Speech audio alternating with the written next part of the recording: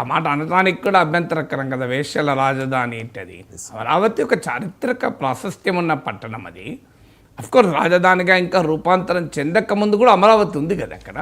So అది కాలచక్ర మహాసభలు జరిగిన పవిత్ర భూమి అది.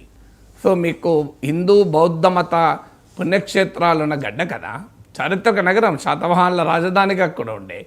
అందువల్ల we have to respect that history, culture కదా, దేశ చరిత్ర, సంస్కృతి, వీటిని గౌరవించాలి. కనుక అమరావతి పైన ఉన్న రాజకీయపరమైన అభ్యంతరాలు లేదు, అభివృద్ధి నమూనా పైన ఉన్న అభ్యంతరాలు, ఆఖరికి అమరావతిని బ్రాండ్ను దెబ్బతీసేలా ఎవరు మాట్లాడినా ఎట్టి పరిస్థితుల్లో అంగీకారం కాదు.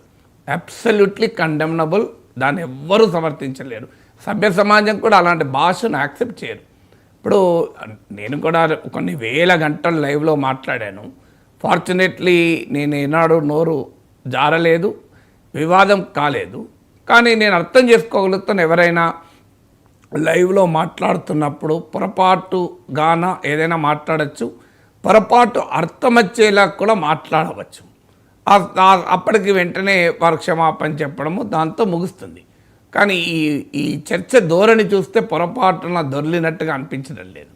సో డెలిబరేట్గానే ఆ వ్యాఖ్య చేసినట్లుగా కనిపిస్తోంది, కాన్షియస్గానే చేసినట్టు. ఎందుకంటే దాని వివరణ, దానికి సమర్థన, అవన్నీ కూడా మనం చూసాం.